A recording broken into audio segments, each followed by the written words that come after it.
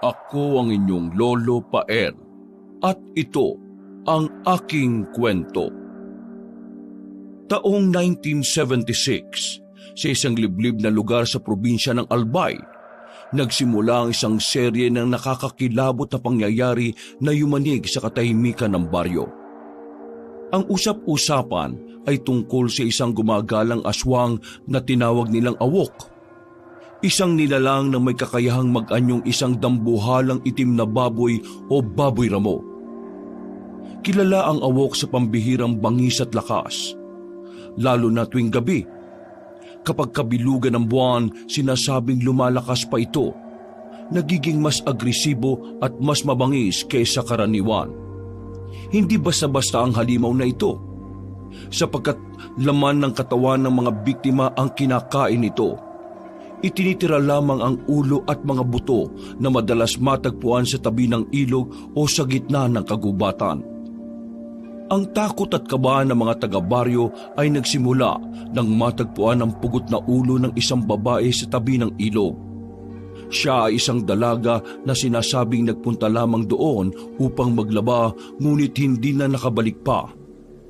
Ang kanyang pagkawala ay naging palaisipan hanggang sa matagpuan ang kanyang ulo na lumulutang sa malamig na tubig. Mabilis na kumalat ang balitang iyon na parang apoy sa buong baryo.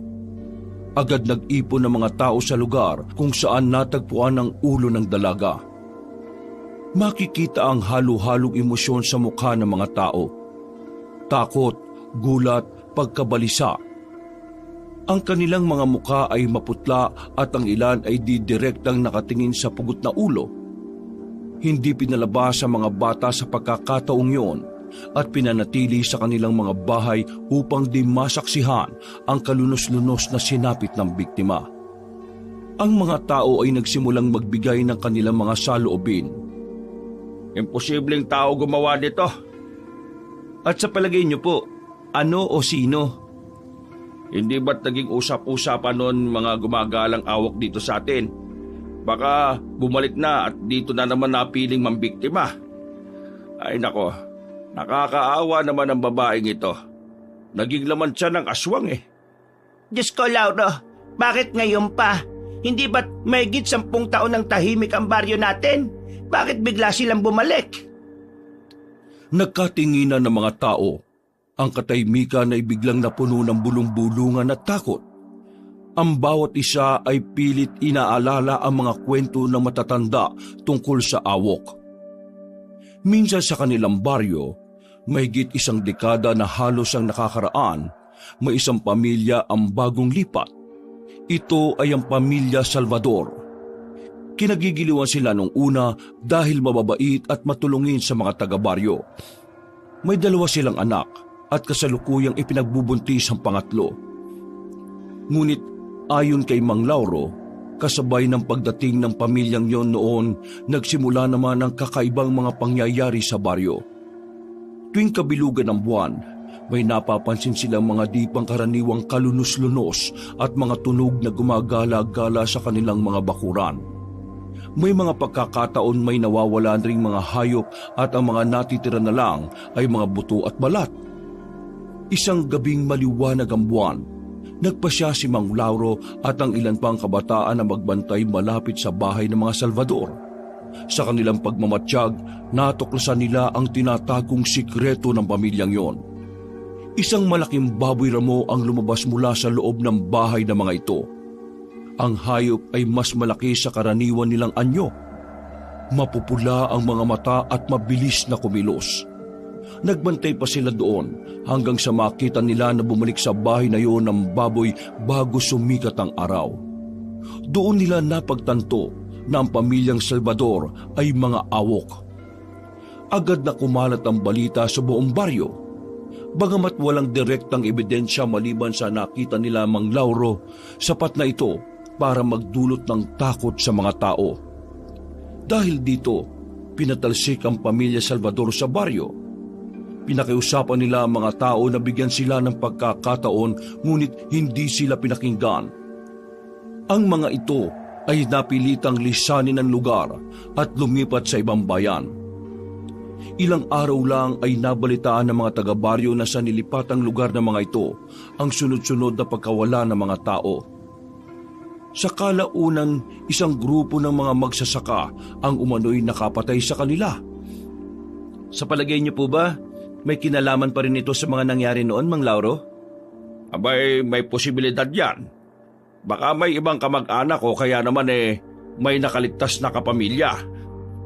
Tapos bumalik dito? Para ano? Maaring para maghiganti dito sa baryo. Kung ganon, ano nang gagawin natin? Hindi pwedeng pabayaan na lang natin to. Kailangan natin ng iba yung pag-iingat. Tiyakin na wala nang lalabas lalo na sa gabi. Delikado. Kung walang pag-alagala, walang mabibiktima ang mga aswang. Ano pang dapat natin gawin, Lauro? Wala ba kayong alam na mga pangontra o maaaring panlaban sa mga walang hiyang aswang na yan? Bawang, asin, mga matutulis na kawayan, at saka itak. Pwede na siguro yon bilang proteksyon natin dito sa baryo. Baka kailangan natin ng tulong mula sa isang albularyo. May kakilala ko sa kabilang baryo. Magaling yun. Kaya niyang makita kung ano ang tunay na nangyayari dito. Ay nako, wag na. Hindi natin kailangan ng tulong mula sa iba. Tayo lang. Kaya nating solusyonan ang problemang to. Kailangan lang nating magbantay at maging mapagmasid. Huwag magtitiwala sa mga bagong mukha dito sa atin. Tama. Tama ang sinabi mo, Lauro. Pero umaasa ako na sana ay hindi totoong aswang ang may gawa nito. Nakakatakot talaga eh. Huwag lang magpapakita sa akin ng aswang na yun at papatayin ko siya. Ay nako, hindi basta-basta ang mga aswang, iho. Baka kung makakita ka ng isa baka manginig ka sa takot. Ba't naman ako matatakot?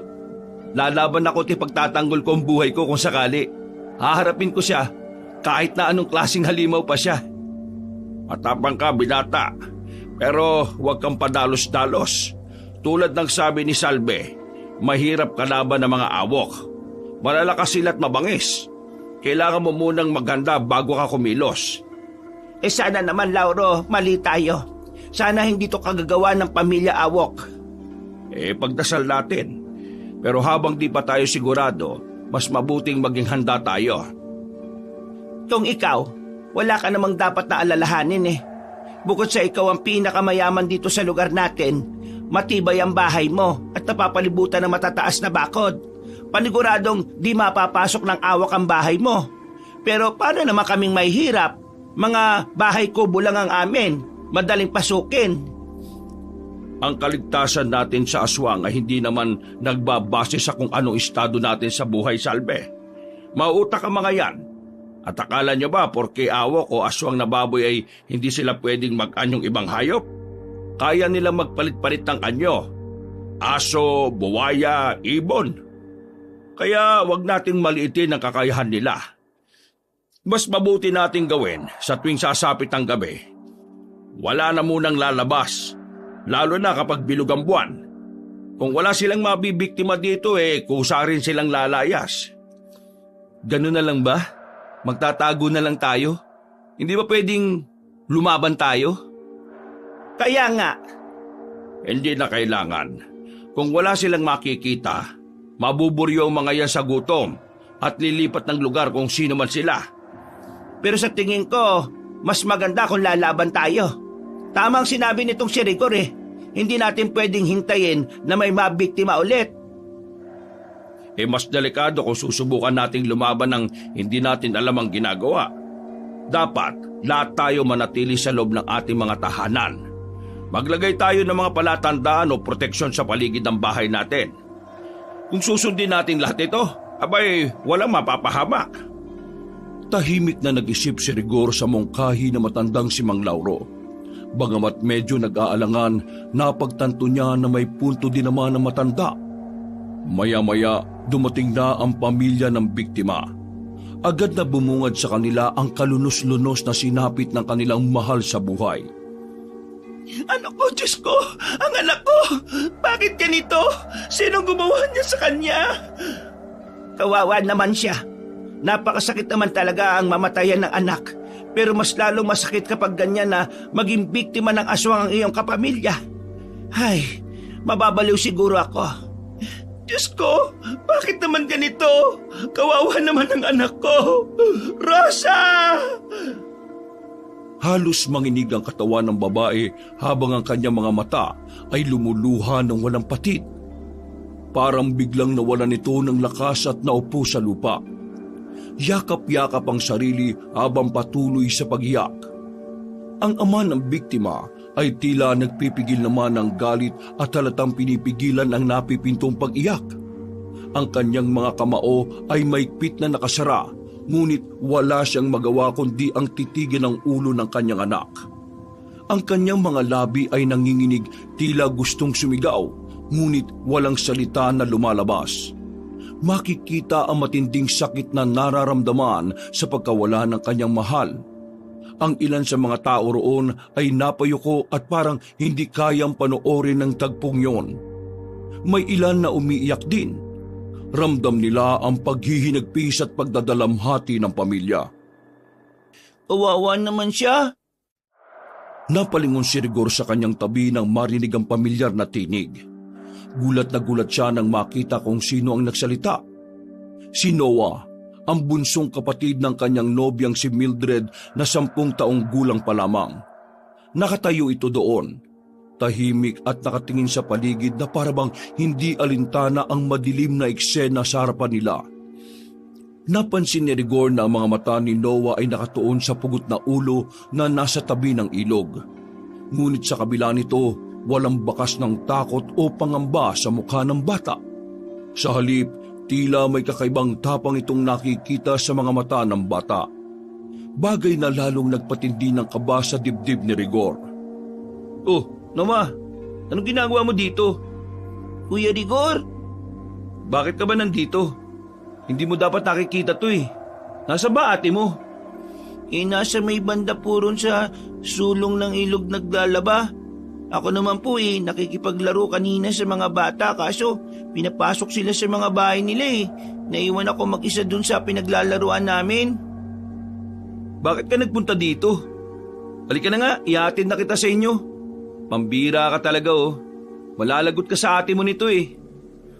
Huwag mo akong isusumbong, Kuya Noah. Tumakas nga lang ako sa bahay para maglaro. Ako na lang po uuwi mag-isa. Saka hindi ko naman alam na ganito makikita ko dito eh. Sinundan ko lang naman yung mga tao. Hindi ka ba natatakot sa nakikita mo? Hindi po. Ano? Sige na nga, umuwi ka na. Kuya, parang kilala ko yung babae na yan eh. Parang nakita ko po siya mga ilang araw na yung nakakaraan. Naglalabas siya dito sa ilog. Parang may alam ako siya nangyari. Sandali. Shh! Anong sinasabi mo, Noah? Huwag ka magsasalita ng ganyan tungkol sa biktima na yan kung hindi ka sigurado. Halika, mag-usap tayo doon. Baka mamaya may makarinig pa sa'yo. Lumayo ang dalawa sa mga tao. Ano bang nakita mo? Sabi mo nga sa akin. Pero huwag mong lalakasan kasi baka may makarinig sa atin. Nung naglalaba siya sa ilog, may nakita kong lalaki na kausap siya. Lalaki? Namukan mo ba? Nakilala mo? Hindi po Hindi ko po maayos na nakita yung muka. Nakasuot lang po ito ng itim na damit. Saka sombrero. May takip yung mukha niya kuya Tapos panay pa ang lingon. Malikot. Parang may iniiwasan o tinitingnan. Sigurado ka ba sa nakita mo? Opo. Pero hindi ko marinig ang pinag-uusapan nila Pero parang silang nag-aaway kasi masama ang tingin sa kanya ng babae. Pero nang parang nakaayos na po sila, umalis sila na magkasama. Iniwan ng babae yung nilalaban niyang mga damit. Noah, masyadong delikado tong nalalaman mo. Pero kung totoo yung sinasabi mo, baka makatulong yan sa paghahanap kung sino yung gumawa nito. Kuya, hindi po ba delikado kung magsasabi ako ng nalalaman ko? Baka may magalit. Sa'yo ko lang po sinabi kasi sa'yo ko nagtitiwala Sa bagay, masyado ka pang bata para masangkot sa ganitong gulo. Isa pa, wala pa tayong alam na kung ano talaga ang totoong nangyari. Wala ka munang pagsasabihan nito maski sa ate mo. Nakakaintindihan ba tayo? Opo, kuya. O sige, halika na. Ihahatid na kita pa uwi. Mabilis na hinuwakan ni Rigor ang braso ni Noah at dahan-dahang inakay ito papalayo sa lugar ng insidente. Patuloy pa rin ang bulong-bulungan ng mga tao. Ngunit nagdesisyon si Rigor na ilayo ang bata bago pa siya mapansin ng iba. Dahil sa nangyaring yon, ang mga tao ay nagsagawa ng mga bagay para proteksyonan ang kanilang mga pamilya laban sa banta ng aswang. Nagsimula silang maging maingat. Tuwing sumasapit ang takip silim, ang mga tao ay nagsasaboy ng asin sa mga bubungan at paligid ng kanilang mga bahay. Umaasa na mapipigilan nito ang mga halimaw mula sa paglapit. Ang ilan ay nagsusunog ng goma sa mga kanto ng kanilang bakuran. Pinaniniwalaang ang amoy ng nasusunog na goma ay nagtataboy ng mga masasamang nilalang. May mga naglalagay ng bawang sa mga pintuan at bintana at pati sa ilalim ng kanilang mga unan. Naniniwala sila na ang malakas na amoy ng bawang ay nakakasira sa pang-amoy ng aswang at magiging hadlang para hindi makapasok sa loob. Makikita rin ang bawat entrada ng mga kabahayan na may nakadikit na walis tingting na nakabaliktad. May ilan ding gumagamit ng espesyal na langis ng niyog na hinaluan ng mga dahon ng halamang may bisa laban sa mga halimaw. Ang langis ay ipinapahid sa mga pintuan at bintana upang maprotektahan ang kanilang mga tahanan mula sa masamang nilalang. Nauso na rin sa baryo ang paggawa ng mga bahay na may silong, mas mataas kaysa sa dati. Palagi na rin silang may mga nakahandang mga sibat o gulok na nakalagay sa tabi ng pinto at handang gamitin kapag may aswang na magtatangkang pasukin sila. Subalit sa kabila ng kanilang pagsisikap, muling nabalitaan sa kanilang baryo ang pagkawala ng isang bata. At tulad ng unang biktima, natagpuan nito ilang araw ang nakalilipas sa may tabi ng ilog. Ulo na lang din ang natira at wala nang palatandaan na doon pinatay ito dahil malinis ang paligid. Walang dugo o tirang laman sa lugar kung saan ito natagpuan. Meron din bakas ng kagat sa mukha ang bata. Tila galing yon sa malalaking pangil. Halos mga lahati pa nga ang mukha ng biktima. Wala na talagang kapatawaran ng nangyayaring ito. Pati inosenteng bata, hindi pinatawad ng aswang na yun. Wala nang ligtas sa baryong to hanggat hindi natin nalalaman kung sino ang pumapatay. Tama. Hindi tayo pwedeng tutulog-tulog sa kangkugan. Nako, di ba ikaw naman na nagsabi na magtago na lang tayo sa mga bahay-bahay natin? Epektibo naman, hindi ba? Matagal bago nakapambiktima ang aswang. Baka naman kasi pinabayaan ng magulang ang batang yan, napagala-gala maski gabi na. Ayan, kawawa naman. Ano ngang gagawin natin? Siguro dapat sama-sama na tayo magbantay. Hindi. Kailangan muna nating alamin kung gaano kalakas ang kalaban natin at kung ilan ba sila. Baka mas lalo tayo mapahama kapag maging padalos-dalos tayo. Ano? Ibig sabihin, maghihintay na naman tayo ulit? Hindi na pwede ang ganito, Mang Lauro. Lahat na pwedeng maging target ng halimaw na yon. Ikaw, Lauro, mag-isip ka kung ano ba talaga ang pwede nating gawin. Kailangan na nating umaksyon. Hindi tayo pwedeng maghintay na lang ulit na muling may mabiktima. Sang-ayon ako, Aling Salve. Total, kayo naman ang nakakaalam ng sikreto ng mga Salvador noon. Baka naman magawan mo din ng paraan para malaman kung sino ang naghahasik ng lagim dito sa atin. Sabihan mo lang kami kung anong pwede naming may tulong. Tama kayo. Gagawin kong lahat para malaman kung sino ang mga aswang na yon. Pero hindi ko na muna kakailanganin ng tulong. Mas kaya kong gumalaw kapag nag-iisa ko. Tatawagin ko na lang kayo kapag kailangan ko ng kasama. Matapos ang usapan, tahimik na naghiwa-hiwalay ang mga tao. Pagsapit ng dilim habang nasa bahay niya si Mang Lauro, nagdesisyon siyang gawin na ang nararapat. Kinuha niya ang isang matalas na punyal. Kung may katotohanan man ang kanilang hinala na aswang nga ang pumapatay, alam niyang delikado ang kanyang gagawin. Pero wala na siyang pagpipilian at wala ng ibang paraan para malaman ang tunay na may sala. Papalalim na ang gabi at ang buong baryo. Tahimik na. Nagkulong na sila sa kani-kanilang mga tahanan. Lumabas na ng bahay ang matanda at nagmasid sa paligid. Dala ang kanyang punyal, naglibot siya sa tabi ng ilog kung saan natagpuan ang mga ulong pugot. Tahimik ang paligid. Ngunit ramdam niya ang bigat ng presensya ng kung anumang nilalang na gumagala sa dilim. Habang naglalakad, napansin niya ang mga bakas ng paa sa putikang lupa malapit sa ilog.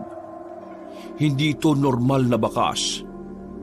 Malalaki ang hugis at tila nagmumula sa isang hayop.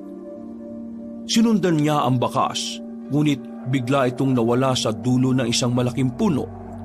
Napansin niya rin na may kakaibang amoy na nagmumula sa paligid. Amoy ng bulok na hayop. Isang mahinang ungol ang kanyang narinig mula sa likod ng puno. Agad siyang nagtago at patuloy na nagmasid. May nakita siyang lumitaw na kakaibang hayop mula roon. Pero hindi naman ito umalis doon, parang may kung anong kinakain. Nang silipin niyang mabuti, isa itong malaking itim na baboy na may matatalim na pangil. Mapapula ang mga mata na parang nagliliwanag sa dilim. Muling naikubli ang baboy sa katawan ng malaking puno. Nawala na din ang tunog na parang ngumangasab. Marahil ay tapos na itong kumain. Ngunit ang amoy ng dugo at ang mabahong amoy ay nanatili sa hangin. Ilang sandali pa ay nakarinig siya ng mga yabag na papalayo. Wala naman siyang nakitang naroon, kaya maingat niya itong sinundan. Hindi na niya pinansin ang takot at kaba na nararamdaman niya ng mga oras na yun. Mas nanaig ang kagustuhan niya na malaman ang katauhan ng aswang. Habang sinusundan niya ang yapak, napansin niyang unti-unti itong nagbago. Ang mga bakas ng malalaking paa na tulad ng isang dambuhalang baboy ay naging hugis paa na ng tao.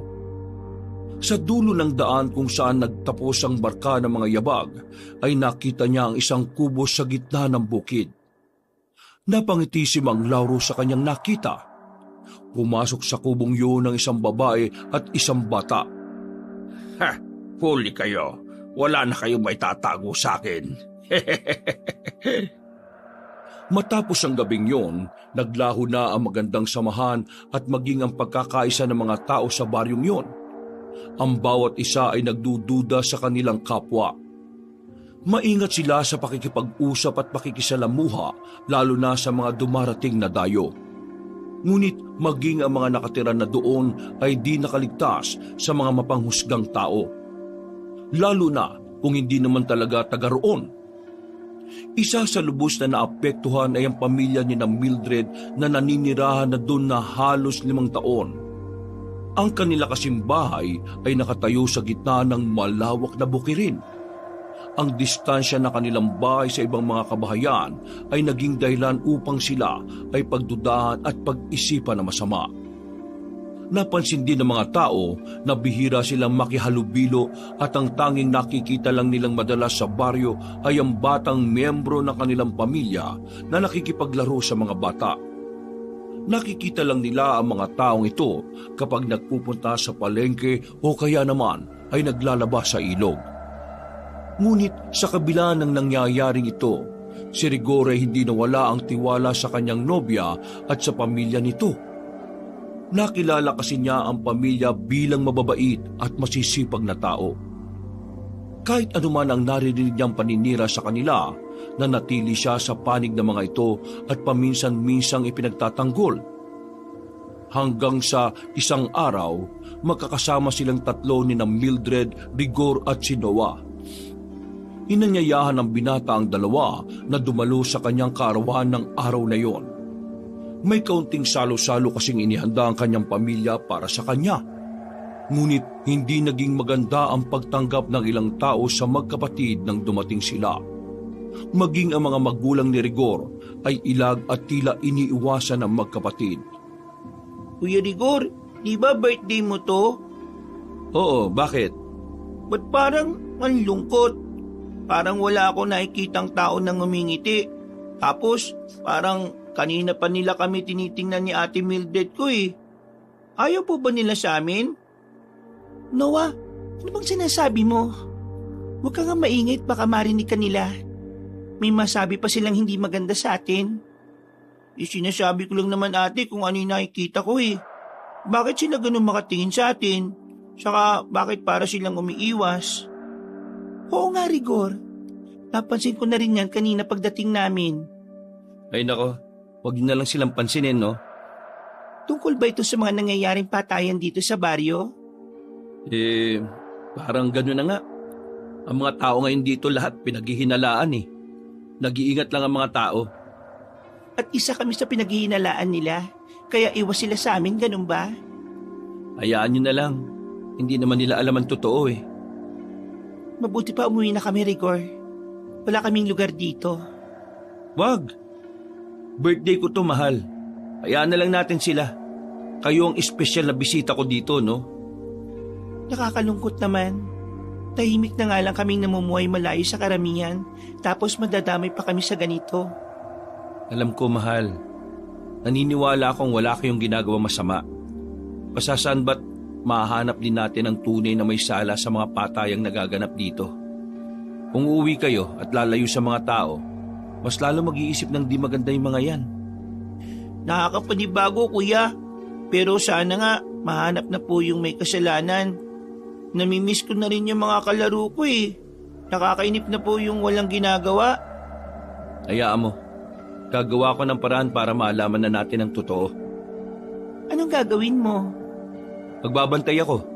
Uhulihin ko ang awak na yon. Wag. Ano? Baka mapahamak ka. Ayoko may mangyaring masama sa iyo eh. Wala namang masamang mangyayari sa akin. Mag-iingat ako. Pero wala ka namang sapat na kaalaman tungkol sa pagsugpo sa mga ganong klase ng nilalang. Mga awok, Rigor, hindi sila basta-basta. Malalakas sila at mababangis. Hindi sila madaling kalaban. Kaya nga, Kuya Rigor, tama si ate. Alam ko.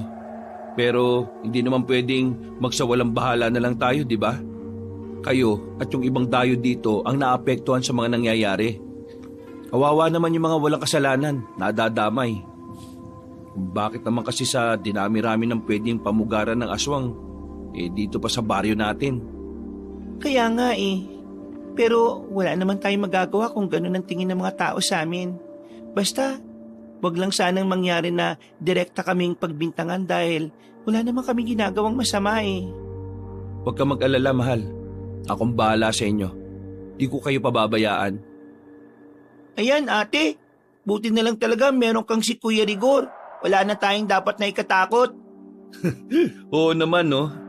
Ay nako, madaldal ka talaga. Ang mabuti pa, tara na, doon sa may lamesa, kumain na tayo.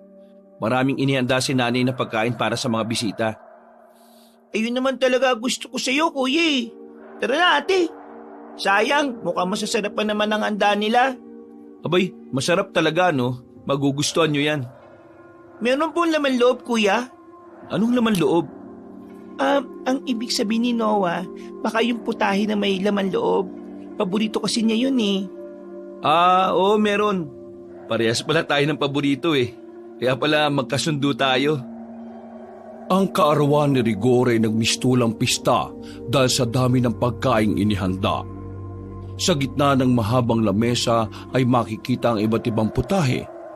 Mainit na lechon na may malutong na balat. Malaking kaldero ng kare-kare na may kasamang bagoong. Pritong manok na bagong hango sa mantika.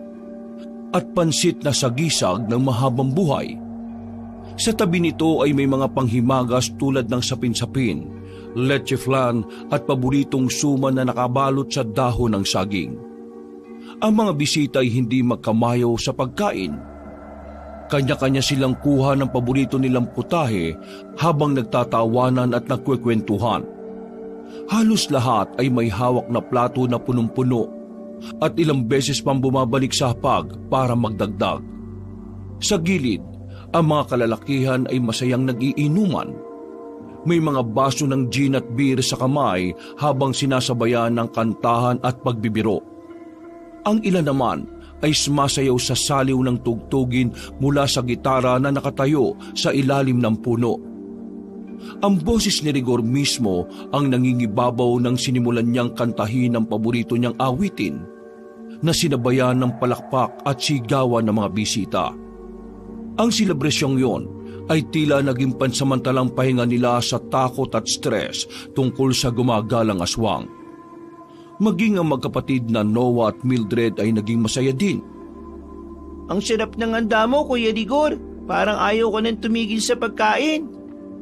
Tumigil ka na nga dyan. Nakakaya baka sabihin patay gutom tayo. Ayos lang, mahal. Mamaya, magbabalot ako para may maiuwi kayo sa nanay at tatay niyo, ha? Para matikman din naman nila yung handa ko. Ay naku, wag na. Nakakaya naman, oh. Walang problema. Napakadami niyan eh. Saka ikaw naman kasi, ba't di mo sila isinama? Kasama naman sila sa inimbita ko, di ba? Pasensya ka na. Nagpapatubig kasi si tatay ngayon doon sa palayan. Hindi niya pwedeng iwan yun eh. Si nanay naman, nagpaiwan kasi wala daw mag-aasikaso kay tatay. Ayos lang. Naiintindihan ko. O sige, di na rin kami magtatagal. Salamat sa masarap na pagkain, ha? Ate, di pa ako tapos eh. Mamaya na tayo umuwi. Hoy, tama na yan. Puputok na ang tiyan mo, oh. Tuluyan ang nagpaalam ang magkapatid at tulad nga ng sabi ni Rigor, pinagbaon sila ng pagkain para sa mga magulang ng kanyang nobya. Habang naglalakad pauwi ang dalawa, ay seryoso ang kanilang mga mukha. Si Noah ang nagbukas ng kanilang usapan. Ate, paano kung may nakakaalam na ng tungkol sa atin? Tumahimik ka nga, Noah. Huwag ka magsalita ng ganyan. Natatakot ako. Baka isang araw mahuli na lang tayo at hindi mangyayari yon. Mag-iingat tayo. Walang makakaalam, tandaan mo yan. Pero paano kung may makakita at makapansin? Basta, huwag ka lang matigas ang ulo. Walang makakaalam ng sikreto natin kundi tayo. Hindi natin bibigyan ng dahilan ng mga tao para magduda sa atin. Pero yung patayan na nangyayari, huwag na natin pag-usapan yan. Basta wala tayong kinalaman dyan. Yun ang isipin mo. Pero ate, halika na. Makaabutan tayo ng dilim, mahirap na. Agaw dilim na nang matapos ang selebrasyon ng binata. Nakita niyang marami pang natirang handa kaya naisipan niyang ipagbalot uli si Mildred para ulamin pa ang mga ito hanggang sa kinabukasan. Bitbit niya ang isang basket na may laman ng mga ulam at prutas. Nagsimula na siyang maglakad maski panay ang pagtutol ng kanyang ina na gawin yon dahil sa delikado ang paggala-gala sa labas. Ngunit hindi nagpapigil ang binata. Sa oras na yon ay napakadilim. Ang buwan ay natatakpan na ng makapal na ulap sa kalangitan. Ang buong paligid ay tahimik at walang marinig na anumang ingay maliban sa huni ng mga kulisap at kwago. Hawak din ni Rigor ang isang gasera. Kahit mahina ang ilaw, sapat na ang liwanag na nagmumula dito para makita niya ang daang kanyang nilalakaran. Tumulay siya sa mga pilapil na napapaligiran ng mga matataas na dahon ng palay na sumasabay sa kilos sa bawat pag-ihip ng hangin.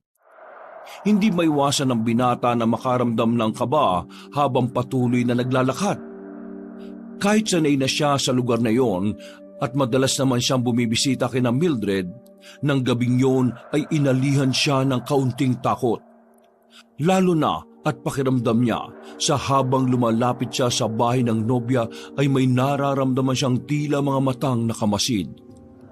May napapansin siyang tila sumusunod na anino sa gilid ng kanyang mga mata, ngunit sa tuwing lilingon naman siya ay wala naman siyang makitang tao o hayop na nakasunod sa kanya. Mula sa malayo, naririnig niya ang bagyang pagkilos ng tubig mula sa ilog na malapit sa bahay ni Mildred. Sa kabila ng dilim at tahimik na paligid, pinalalakas niya ang loob sa pag-iisip na darating din siya sa bahay ng dalaga. Patuloy siyang naglakad, mas mabilis kesa kanina, hanggang sa makita niya ang pamilyar na anyo ng bahay ni Mildred mula sa malayo. Sa wakas, nakahinga siya ng maluwag. Ganon si Rigor, matyaga. Ginagawa niya ang lahat ng mga bagay na makakapagpasaya sa nobya, lalo na at pinaplano na din niyang hingi ng kamay ng dalaga. Ngunit habang papalapit siya sa bahay, ay bigla na lang may nagsalita sa kanyang likuran. Paglingon niya, nakita niya ang isang pamilyar na muka. O Rigor, abay gabing-gabi na. Saan ang punta mo? Uy, Mang Lauro. Ako nga. Saan ka ba pupunta? Ay, dyan lang po kina Mildred. Ihahatid ko lang po itong pagkain sa kanila. Aba, delikado ang ginagawa mo. Hindi porket birthday mo pagbibigyan ka ng aswang kapag nakasalubong mo. Kayo naman, Mang Lauro. Hayaan niyo na po. Kapag naman may awak dyan nakahanda naman ako. Dala ko yung itak ni Itay.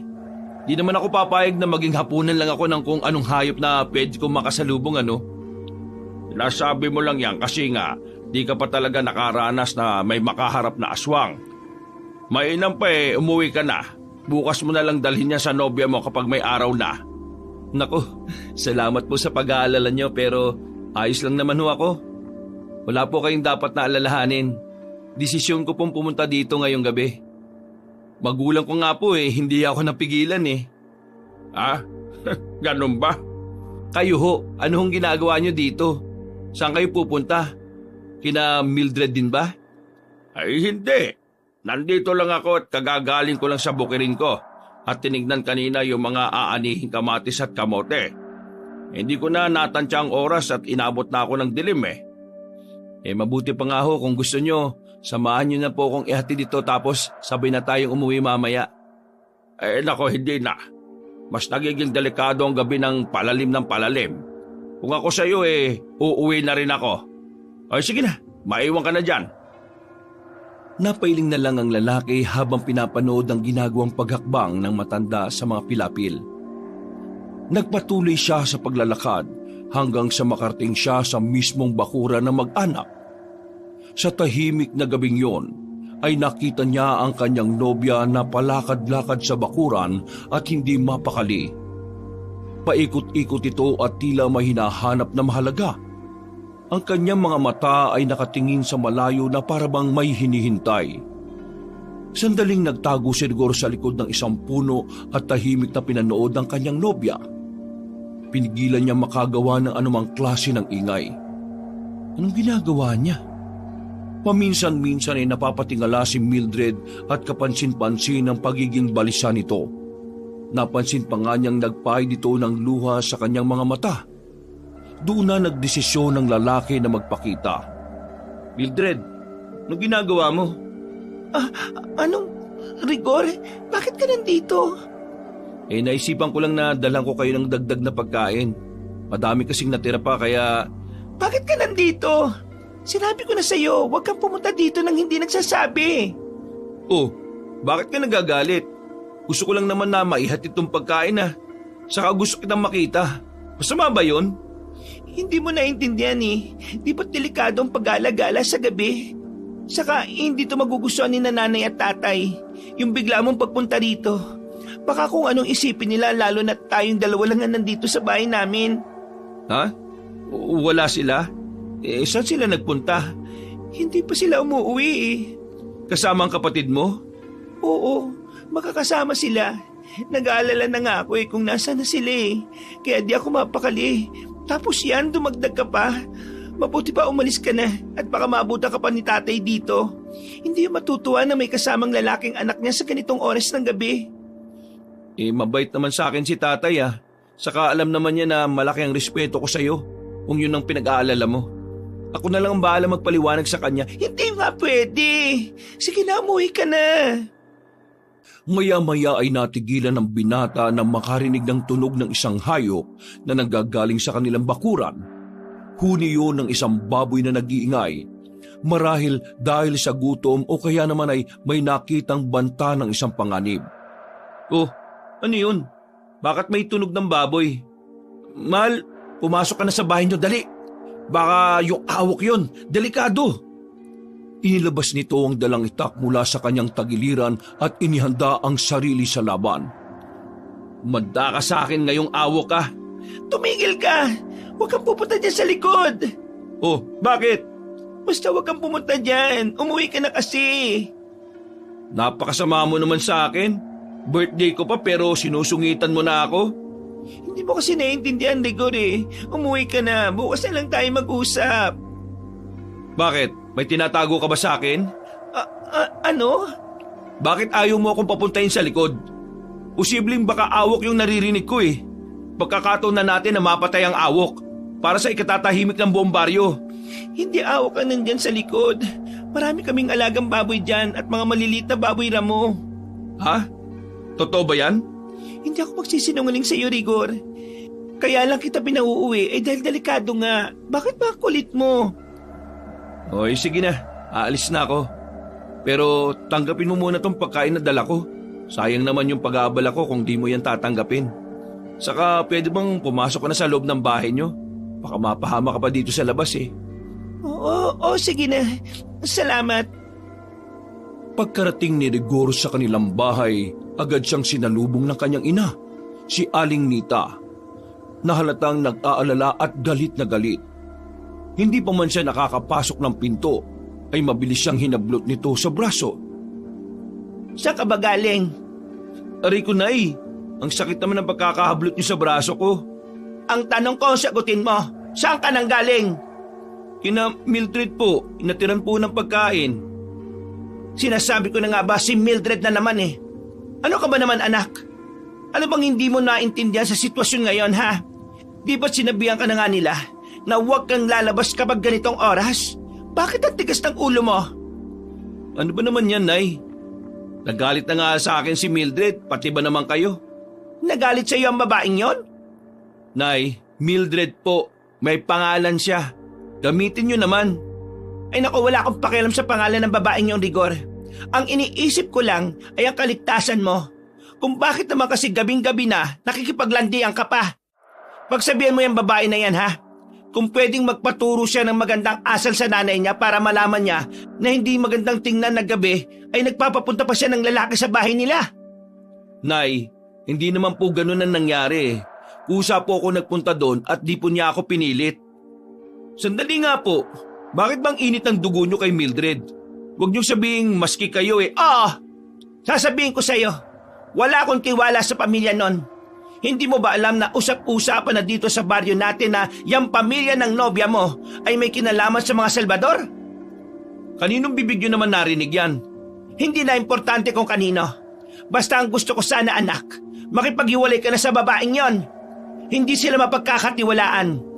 Baka nga totoong sinasabi ni Mang Lauro na kaya sila bumalik dito para maghiganti dito sa baryo. Nakausap niyo po si Mang Lauro?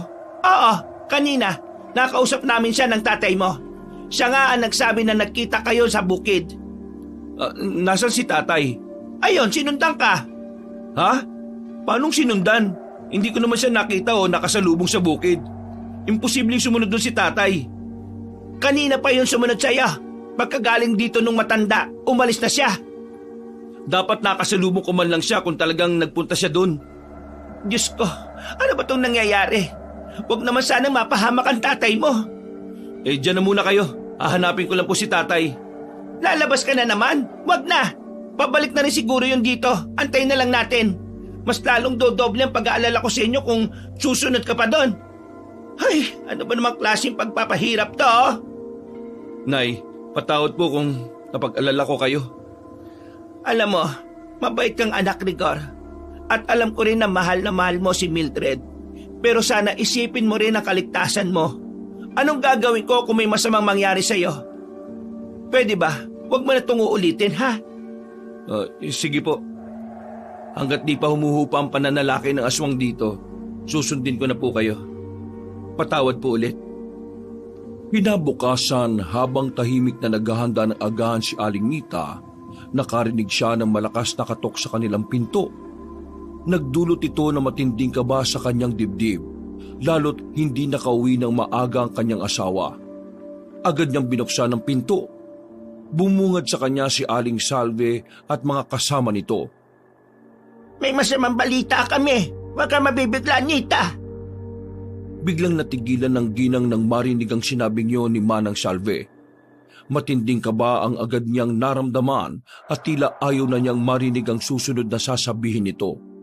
Samantala, narinig naman ni Rigor na may mga dumating kaya lumabas na siya ng kanyang silid para tingnan kung dumating na nga ba ang kanyang ama. Ano ho ba ang nangyari? Nagpalitan ng tingin ng mga tao. Halatang hirap silang sabihin ng kanilang nalaman. Magsalita kayo! Anong sadya nyo dito? Nakita namin sa ilog ang pugot na ulo ng asawa mo. Pasensya ka na. Parang gumuho ang mundo ni Aling Nita sa narinig. Napaupo siya sa isang bangko. Nanginginig at tuloy-tuloy ang pag-iyak. Si Rigor, na narinig ang usapan, agad na lumapit sa may pintuan. Hindi niya magawang paniwalaan ang masamang balita. Manang Salve, sabihin niyo sa akin, nagbibiro lang kayo, di ba? Ikinalulungkot ka. Maaari nyo na siyang puntahan doon. Hayop, magbabayad sa akin yung aswang na yan. Hindi ko mapapalampas ito. Aalamin ko kung sino ang may gawa nito. Naghalo ang galit at lungkot sa puso ni Rigor. Hindi niya matanggap na iyon ang sinapit ng kanyang ama. Nais niyang hanapin ang mga salarin at magiganti. Subalit si Aling Nita, sa kabila ng kanyang pagdadalamhati, ay pilit na pinigilan ng anak. Ayaw niyang may mangyaring masama pa kay Rigor. Banayad pa lamang ang sikat ng araw sa labas, ngunit tila nakakapaso na yon para kay Rigor. Nasisilaw siya dahil sa mga luhang nagbabadyang pumatak sa kanyang mga mata habang papalapit sila sa ilog kung saan natagpuan ang ulo ng kanyang ama. Si Aling Nita naman ay halos ilang beses nang muntikang matumba, ngunit kung hindi lang naalalayan ng kanyang mga kaibigan. Nanginginig ang katawan nito at ang bawat takbang ay tila napakabigat para sa kanya. Nang makarating sila, ay ganun na lamang ang panlulumo ng dalawa nang makita ang pugot na ulo.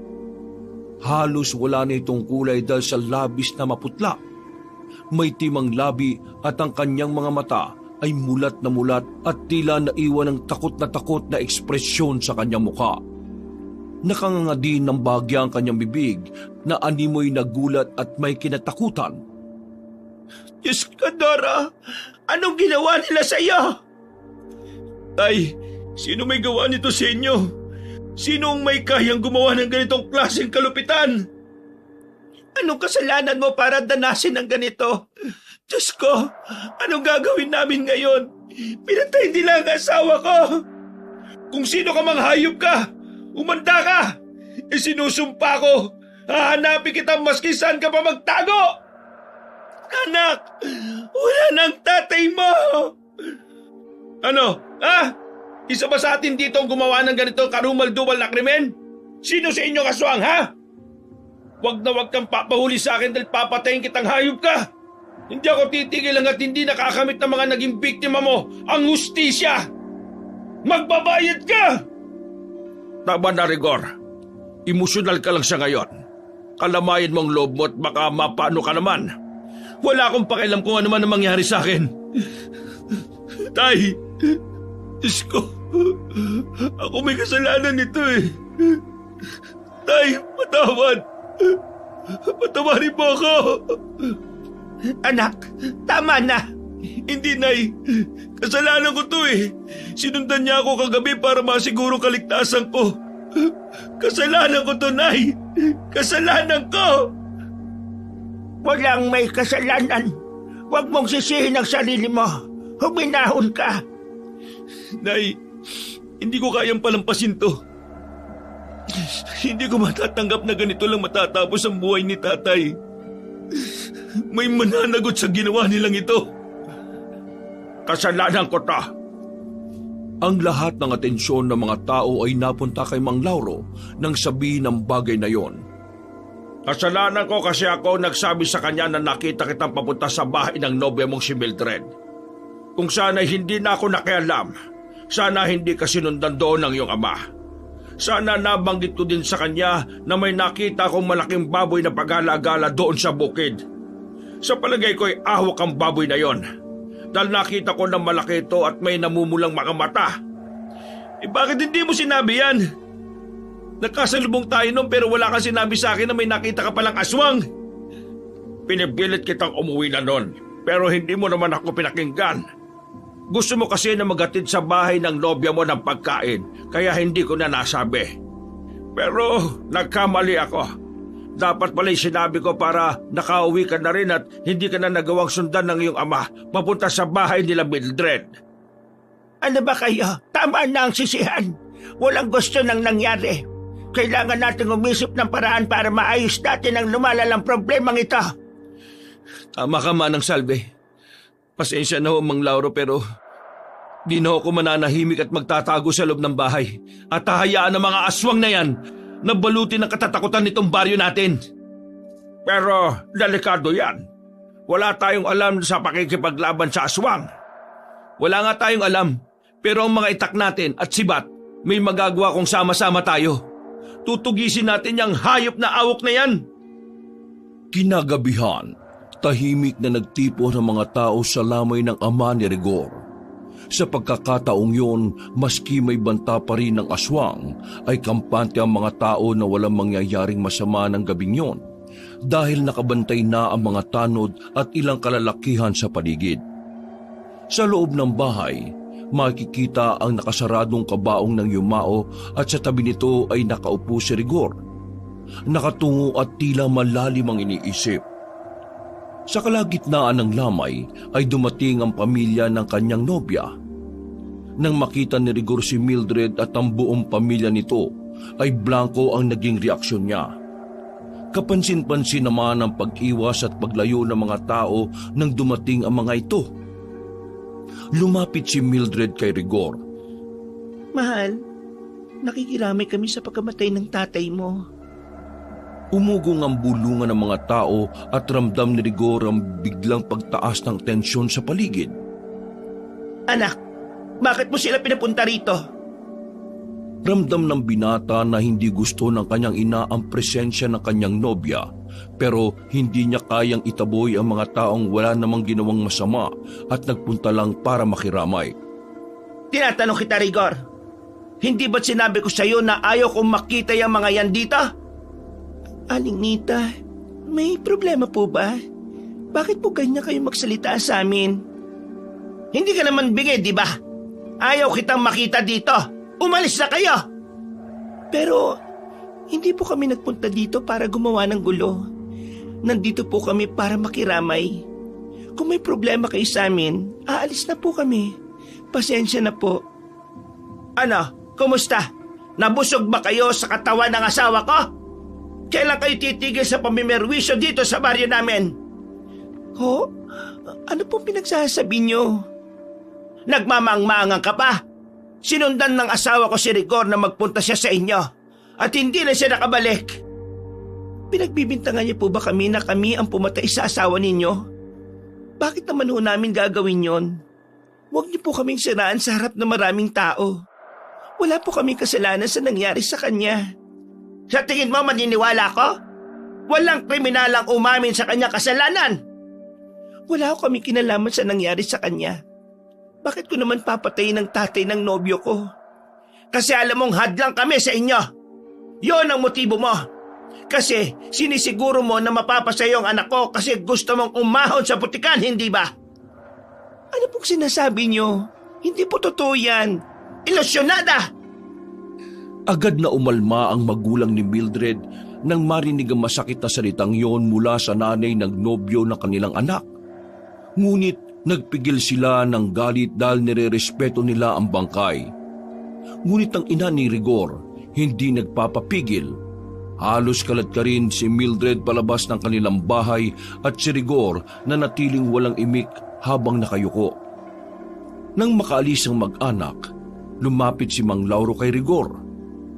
Ngayon na ang tamang oras para hubaran mo sila ng maskara, iho. Ano pong ibig niyo sabihin, Mang Lauro? Iho, alam kong mahirap tanggapin pero kailangan mong malaman ang katotohanan. Ang pamilya ng nobyo mo, sila ang aswang sa bayan na ito. Tama na po! Hindi ko kayang pakinggan ang ganyang paninira labang kay Mildred at sa pamilya niya. Hindi po sila masamang tao. Huwag kang magbulag-bulagan, Rigor. Makinig ka muna. Hindi ako lumapit sa iyo para manira. Gusto ko lang iligtas ka bago pa mahuli ang lahat. Hindi totoo sinasabi niyo. Kilala ko si Mildred. Mahal ko siya at alam kong hindi niya kayang gawin ang ganyang bagay. Tigilan niyo na po ang pagkakalat ng kasinungalingan. Umunahong ka. Hindi tayo pwedeng mag-usap dito sa harap ng mga tao ng ganyan. Mag-usap tayo sa mas tahimik na lugar. Huwag mong hayaang kainin ka ng emosyon mo, iho. Bagamat nagdadalawang isip, napilitan si Edgar na sumama sa matanda. Lumayo sila mula sa lamay at tuminto sa isang madilim na sulok ng bakuran. May mga bagay na hindi mo alam tungkol sa pamilya ni Mildred. Marami na akong narinig at nakita sa tagal ko dito sa baryo. Ang sinapit ng ama mo, sigurado ko na sila ang may kagagawan. Ano nyo naman po nasisiguro na sila ang may kagagawan? May pruweba ka ba? Iho, huwag mong maliitin ang kakayahan ko. Baka nakakalimutan mo 10 taon na ang nakakaraan. Ako ang nakatukla sa sikreto ng mga Salvador noon. Ang kanilang pagiging aswang. At sa oras na ito, ngayon sinisiguro ko na tama na ulit ako. Tahimik na napaisip si Rigor, ngunit hindi pa rin niya nagawang tanggapin ang mga paratang ng matanda. Kung hindi ka naniniwala sa akin, gawin mo ang sinasabi ko. Mag-obserba ka. Sundan mo sila ngayon at makikita mo ang sikretong itinatago ng pamilyang yan. Hindi ko gagawin yun. Bakit? Natatakot ka ba? O ayaw mo lang talagang malaman? Paano ang hustisya sa pagkamatay ng tatay mo? Akala ko ba gagawin mo ang lahat para doon? Gagawin ko yun. Pero makinig ka, iho. Sinasabi ko sa iyo ang bagay na ito kasi ayokong magaya ka sa tatay mo. Isa lang ang hiling ko. Alamin mo ang totoo. At huwag kang magdalawang isip na tuparin ang pangako mo. Bigyan mo ng hustisya ang kanilang mga naging biktima. Maliwanag ang buwan ng gabing yon, kaya hindi na nagdala ng kanyang gasera si Rigor. Naglakad siya papunta sa bahay ni Mildred. Patutunayan ko sa matandang yan na nagkakamali siya sa pagpaparatang sa pamilya ng nobya ko. Nag-ingat siya sa pagsunod. Naabutan pa niya ang mga ito na nasa kanilang bakuran. Tila nag-uusap ng masinsinan. Naririnig niyang ipinapayo ng mga magulang ni Mildred na makipaghiwalay na sa kanya upang magkaroon na sila ng katahimikan at di na masali sa gulo ng baryo ang kanilang pamilya. Nagkubli siya muli sa likod ng isang malaking puno at nakinig sa kanilang pinag-uusapan. Paminsan-minsan din siyang sumisilip. Pero gumiginhawa na rin ang kanyang pakiramdam dahil wala pa naman siyang nakikitang kakaiba o masamang nangyayari. Maya-maya ay tumahimik sila. Nakarinig siya ng tila sakong hinihila. Sumilip si Rigor. Pagtingin niya ay may nakita siyang may hinihilang sako ang ama ni Mildred. Inutusan niya ang magkapatid na ibaon daw ang laman noon sa lupa habang madilim pa at wala pang nakakakita. Pagpunta ng mga ito sa likod ng kanilang bahay, sumunod si Rigor.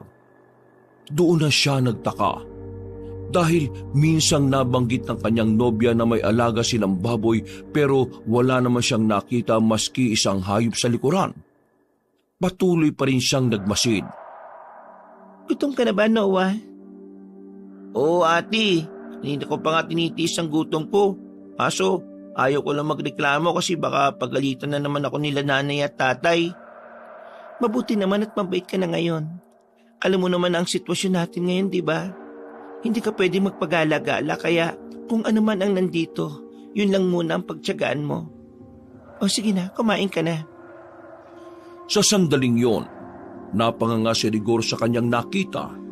Si Noah, ang inosenteng mukha, ay biglang nagbago. Unti-unting humaba ang kanyang panga at lumaki ang kanyang nguso. Mula sa kanyang balat, tumubo ang makapal at magaspang na itim na balahibo na mabilis na kumalat sa buo niyang katawan. Ang kanyang mga kamay at paa ay unti-unting naging malakuko ng baboy. Matalim at matibay, habang ang kanyang katawan ay lumaki na tulad ng sa isang baboy ramo. Ang kanyang muka, bagaman may bait pa rin ang pagiging tao, ay ganap nang nagbago. Ang ilong niya'y naging nguso ng baboy. At sa bawat pagngisi, lumilitaw ang matatalim na pangil. Hindi makapaniwala si Rigor. Si Noah na itinuring niyang isang nakababatang kapatid ay nagbago ng katauhan at naging aswang. Isa siyang awok, isang aswang na baboy. Isang nilalang na mabagsik at nagbibigay ng kilabot. Binuksan ni Mildred ang hawak na sako at tumambad ang laman nito. Mga piraso ng sariwang karne. Dahan-dahang lumapit ang awok. Ang mga mata nito ay nanlilisik habang nakatingin sa laman ng sako. Tumutulo ang laway nito sa kanyang nguso na makapaghintay na makatikim ng sariwang laman. Ayan, handa na ang hapunan mo, Noah. Kain ka na. Walang sinayang na sandali ang awok. Agad itong sumubsob sa mga piraso ng karne. Sarap na sarap bawat kagat. Dinig na dinig ni Rigor ang malakas na pagdasab nito sa mga karne. Ang dugo mula sa mga karne ay tumulo sa bibig ng awok. Umagos pababa sa kanyang leeg. Ang kanyang malalaking pangil ay walang hirap na nilapa ang bawat piraso. Habang pinapanood ni Mildred ang eksena, isang kakaibang ngiti ang sumilay sa kanyang mga labi. Hindi na alam ni Rigor kung ano ang gagawin. Masakit para sa kanya na malaman ang sikretong yun ng pamilya ng kanyang nobya. Hindi tuloy siya makapagdesisyon kung mapapanindigan niya ang sinabi niya nang matagpuan ng pugot na ulo ng kanyang ama. Pilit niyang pinaniniwala ang sarili na lahat ng yun ay isang masamang panaginip. Patuloy siyang nanonood sa kabila ng kalituhan. Maya-maya ay tumigil sa pagkain ng awok. Nakita niyang inipon ng kanyang nobya ang mga natirang buto at iniligay sa basket. Pagkatapos ay ibinaon niya ang mga ito sa lupa. Nang makita ni Rigor ang ginawa ng kanyang nobya, tila nagdilim ang kanyang paningin.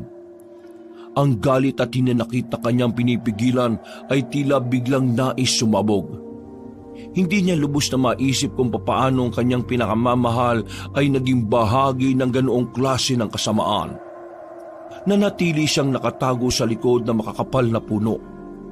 Pinapanood ang bawat galaw ni Mildred.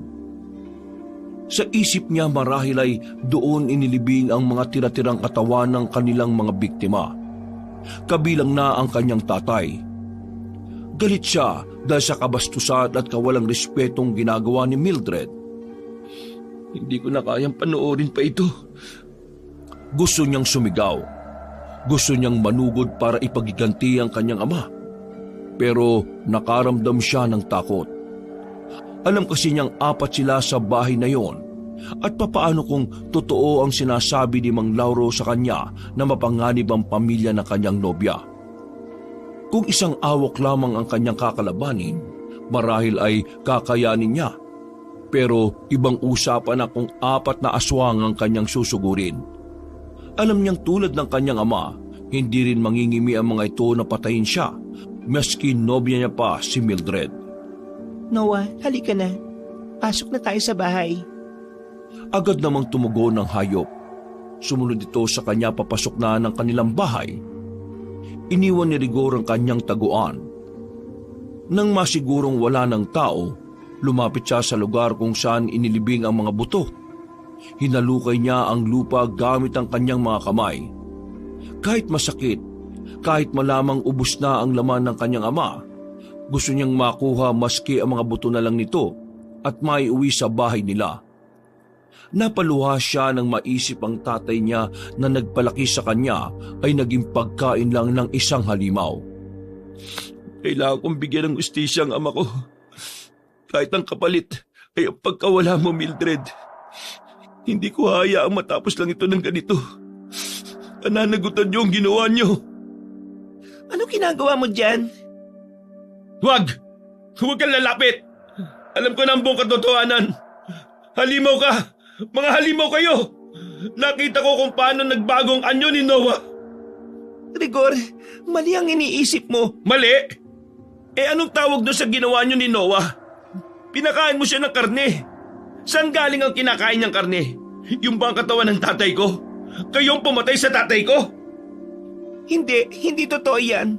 Walang kinalaman ng pamilya ko sa pagkamatay ng iyong ama. Tigilan mo na yan, Mildred! Nakita ko na ang lahat! Alam ko na ang sikreto ninyo! Rigor, makinig ka sa akin. Si Noah, oo, isa siyang awok, pero hindi siya kumakain ng tao. Alam kong mahirap paniwalaan pero yun ang totoo. At sa palagay mo maniniwala ako sa iyong hayop ka? Niloko mo ko! Pinaniwala mo ko sa kasinungalingang mabuti kayong tao! Pinagkatiwalaan kita pero ito ang igaganti mo! Hindi kita niloko. Minahal kita. Minahal kita ng totoo, Rigor. Pero kung ayaw mo nang maniwala sa akin, wala na akong magagawa. Tumigil ka! Meron kang magagawa. Meron ka sanang nagawa. Pero bakit? Bakit ang tatay ko pa?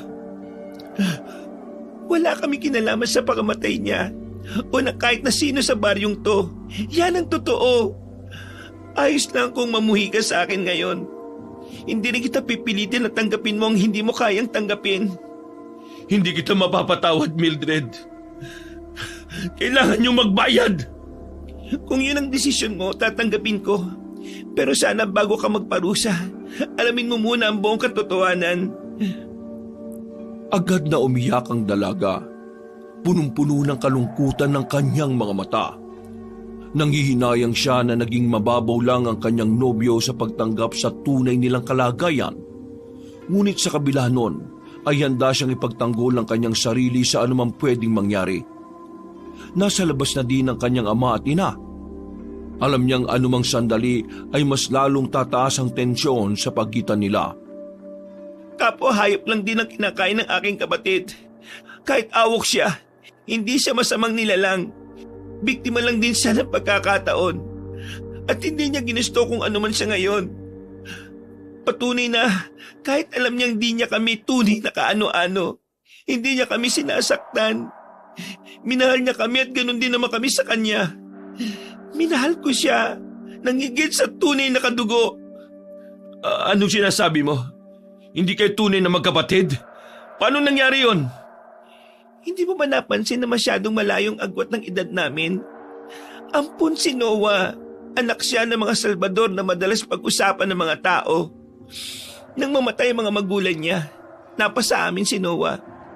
Iniligtas siya ng tatay ko mula sa nasusunog nilang bahay noon. Kuya Rigor!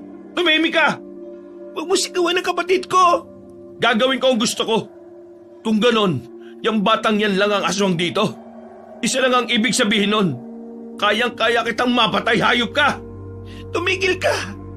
Hindi ko hayaang gawin mo yan sa kapatid ko! Ganyan na ba katigas ang puso nyo? Nakakampihan nyo ang demonyong bata na yan? Anong klaseng pagmamahal yan? Wala ba kayong konsensya? Pinatay niya ang ama ko! Tama na! Hindi ko na hayaang pagbintangan mo siya nang wala ka namang pruweba. Walang pruweba? Hindi pa ba sapat ang mga nakita ko na naging pruweba? Ito, yung mga nakabaw na buto dito. Matibay na ebidensya ang mga ito. Buto? Anong ebidensya makikita mo dyan? Mga buto lang ng hayop ang nariyan. Mga hayop na inalagaan namin para siya maging pagkain ng kapatid ko. Para hindi siya matutong kumain ng tao. Oo, isa siyang awok. Pero hindi ibig sabihin nun, kaya niyang gawin ang mga pinaparatang mo. Hindi lahat ng halimaw ay masama, Rigor. Dahil minsan, kung sino ba ang mukhang anghel, sila ang tunay na demonyo. Ang galing. Kapani-paniwala. Pasensya ka na, pero halimaw pa rin yun. Kampun pa rin yan ng demonyo. At kahit sinong tao, hindi matatanggap ang isang halimaw. Kami, nagawa namin siyang tanggapin. At inaasahan mong maniniwala ko sa'yo? Anong pagi ko? Mabuti pa umalis ka na. Ganun na lang yun. Papatayin ko muna yung hayop na yan. Sige, subukan mo. Hindi ko hayaan na malapitan mo ang kapatid ko. Dada ka muna sa ibabaw ng bangkay ko, Rigor. Bago mo magawa yan. Sige, ako na. Patayin mo na ako kung yan ay kaliligaya mo. Ate, wag. Kuya Rigor, nagmamakaawa ako. Wag po. Pero oras na kinanti mo ang pamilya ko. Kahit mapatay mo pa kaming lahat dito, hindi mo pa rin mabibigyan ng hustisya ang tatay mo. Kapag namatay kayo, matatahimik na ang buong baryo. Nagkakamali ka. Dahil ang tunay na may gawa nito, malaya pa rin niyang magagawa ang gusto niya. Maski patayin mo kami, magpapatuloy ang patayan. Dahil hindi ka nagtagumpay na mapatay ang tunay na may kasalanan. At sinong sinasabi mong tunay na may kasalanan, ha? Sino? Si Lauro. Siya ang tunay na may kasalanan. Siya ang pumatay. Nakita namin ni Noah kung paano niya paslagin yung bata noon. Yung bata na walang kalaban-laban. Totoo yun, kuya. Siya rin yung pumatay dun sa babae, yung kinukwento ko sa iyo noon na lalaking nakasuot ng itim na damit. Ganun din kasi yung suot niya noon nung pinatay niya yung bata eh. Kaya nakilala ko na siya. Maniwala ka, Kuya Rigor. Kung gusto mo talaga ng hustisya, siyang singilin mo. Hindi po akong pumatay sa tatay mo eh. At talagang idadamay niyo rito yung matanda para ilihis ang kasalanan ninyo? Ilihis? Pwede ba? Mag-isip ka muna. Kung gusto mo, siya ang manmanan mo. Maski ngayon, para malaman mo kung ano ang totoo. Para ano? Para makatakas kayo? Hindi mo na ako mauuto, ano? Sasamahan kita. Ate, baka mapano kayo.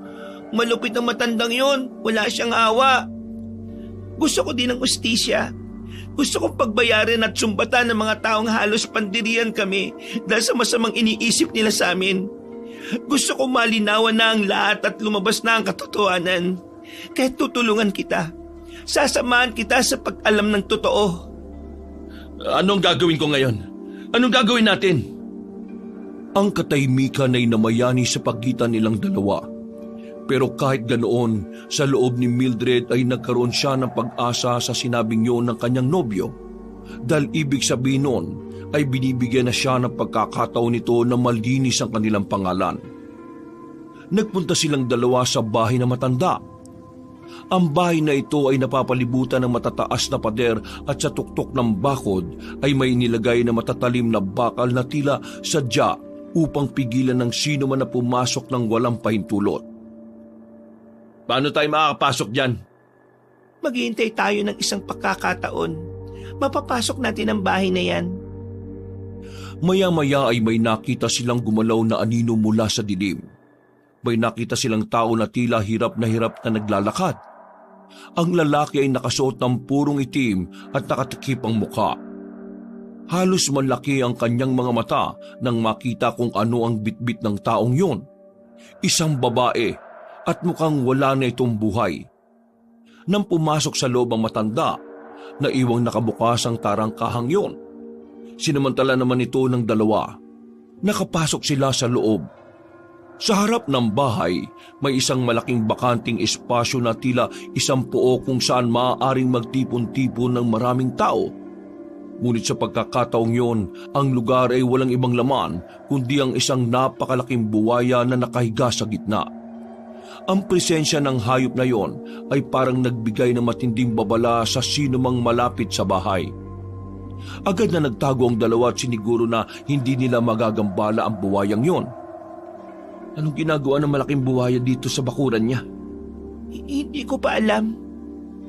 Maya-maya ay muling lumabas si Mang Lauro. Ano? Gutom na ba ang alaga ko? Ang buwaya naman ay nagsimulang gumalaw.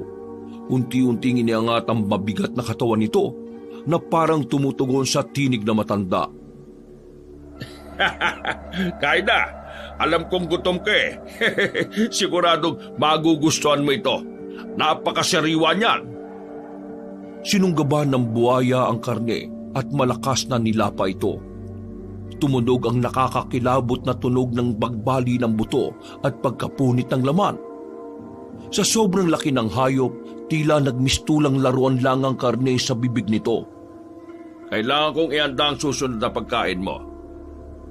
Bukas, mag-aanda tayo para sa mas malaking selebrasyon.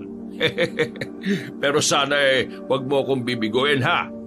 Luluwas ako ng Maynila pagkatapos para magsugal. Tulad ng dati, bigyan mo ako ng swerte ha. Napansin nila si Mang Mauro na naglakad patungo sa isang maliit na kubo sa gilid ng bakuran. May hawak siyang lampara at tila may kinukuhang bagay mula roon. Anong ginagawa niya? Halika, lapitan natin. Tingnan natin. Delikado, Rigor. Paano kung makita niya tayo? Nakita nilang kumuha ng isang palakolang matanda. Akala nila wala akong alam. Pero lahat ng nangyayari sa baryo, ako ang nagpasimuno. Mga mangmang sila eh. Lalo na yung binatang si Rigor. Naniwala siya sa akin. Pero ang hindi niya alam, ako ang pumatay sa tatay niya. Mabuti na lang at may naligaw na mababait na awok dito. Sila ang mananagot sa mga bagay na ako ang may gawa. Nanlaki ang mata ni Rigor at Mildred sa narinig. Unti-unti nilang naunawa ng koneksyon ni Mang Lauro sa pagkawala ng ilang tao sa baryo. Siya nga ang may kagagawa ng lahat ng ito. Sa gitna ng tensyon, biglang napansin ng buwaya ang kilos ng dalawa. Mabilis nitong iniangat ang ulo at sinimulang gumalaw patungo sa direksyon nila. Natigilan sila at napako sa kanilang kinatatayuan habang ang dambuhalang hayop ay unti-unting lumalapit. Tumakbo ka, Mildred! Bilisan mo! Hindi kita iiwan, Rigor! Napatingin sila kay Mang Mauro, na ngayon ay nakangising nakatingin sa kanila mula sa kubo. Hawak niya ang palakol. Wala na kayong tatakbuhan. Ang bawat sulok ng lugar, saksi sa bawat bangkay na kinakain ng alaga ko. At kayo na ang susunod. Mabilis na kumilos si Rigor. Hinila si Mildred papalayo. Ang dambuhalang buhaya naman ay nagmamadaling gumapang papunta sa kanilang kinaroroonan. Ang bibig nito ay bagyang nakabuka. Naguhudyat ng nalalapit na panganib. Bilisan mo, Mildred! Kailangan natin makalayo dito! Paano? Sarado na yung gate! Narinig nila ang malakas na hampas ng palakol ni Mang Lauro sa lupa. Parang babala na kahit saan sila magtago ay hindi sila ligtas. Ang ingay nito ay lalong nagpatindi sa kaba nila. Hindi kayo makakalabas ng buhay! Alam ko ang bawat sulok ng lugar na ito. Sige, habulin mo sila! Mabilis ang lakad ng buwaya palapit sa dalawa. Sa kalituhan, natapilok pa si Mildred. Rigor! Tulungan mo ako! Sandali! Hawakan mo kamay ko! Hinawakan ni Rigor ang kamay ni Mildred at pilit siyang itinatayo. Ngunit ang buwaya ay palapit ng palapit. Walang ibang pagpipilian si Rigor kundi humarap sa dambuhalang hayop. Hawak ang sibat na dinala niya. Hindi mo siya masasaktan. Kung gusto mo ng pagkain, ako ang harapin mo. Napakalakas ng loob mo, binata. Pero walang kwentang tapang mo na yan.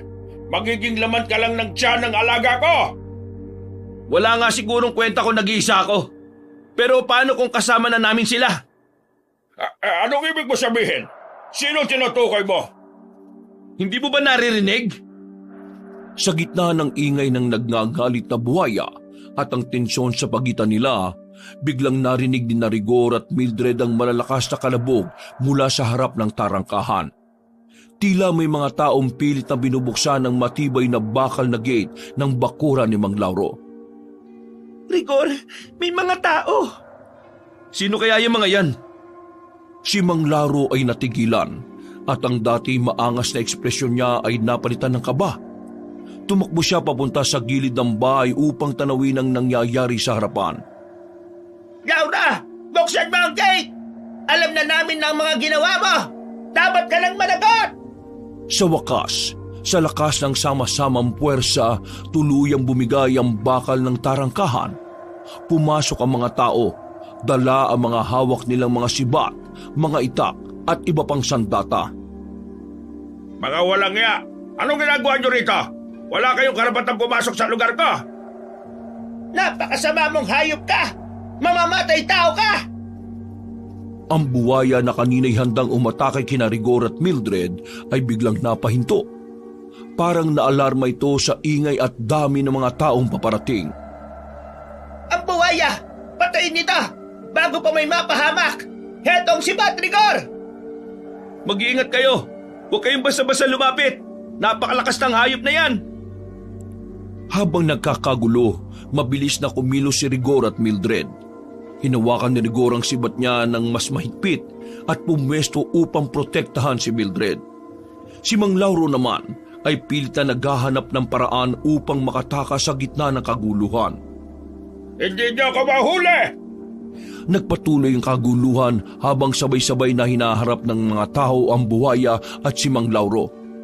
Sa wakas, tila nagkaroon ng pag-asa si Rigor at Mildred na ang matagal na nilang kinatatakutan ay matatapos na. Wala ka nang pupuntahan, Mang Lauro. Tapos na ang paghahari mo sa lugar na ito. Hindi niyo ako matatalo. Hindi niyo alam kung ano kapangyarihan ng hawak ko. Hindi ko na kailangan malaman pa ang lahat, Mang Lauro. Ang importante ngayon ay ang pagtatapos ng lahat ng kasamaan mo. Wala ka nang matatakbuhan. Napapaligiran ka na namin. Pwede pa akong makaligtas. Hindi pa huli ang lahat. Nakita ng lahat ang biglang pagbabago nito ng anyo. Nagkaroon siya ng pakpak at handa ng lumipad. Ngunit bago pa siya makalipad, nabaril siya sa binti ng isang lalaki mula sa grupo ng mga tao. Si Mang Lauro ay nalaglag, nahulog sa lupa at hindi na makagalaw. Isang aswang si Mang Lauro na nag-aalaga ng isang buwaya. Tinutok ng mga taong kanilang mga armas kay Mang Lauro at kanila itong pinaslang. Rigor, tapos na. Tapos na ang lahat. Oo, tapos na. Hindi na mag-aasik ng takot si Mang Lauro sa lugar na ito. Ang mga tao, sinunog ang katawan ni Mang Lauro kasama ang kanyang alagang buwaya. Mildred, mahal, patawarin mo ko. Wala yon. Naintindihan ko. Pero ngayon nakamit mo na ang hustisya para sa tatay mo.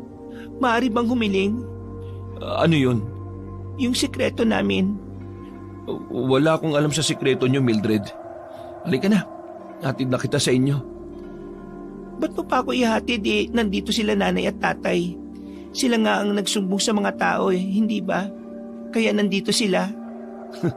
Kahit na, ihatid pa rin kita sa inyo para makahingi ako ng tawad kay Noah. Natapos na ang gulo. Wala na ang banta ng aswang. Wala na ring sikretong dapat pang mabunyag. Sa huling makikita ang dalawa na magkahawak kamay habang pauwi sa bahay ni na Mildred. At ang mga tao umuwi ng masaya dahil alam nila na ang kalbaryo ng kanilang lugar ay tapos na. Pwede na silang magsimula ulit nang walang kinatatakutang anumang masamang banta. Wakas!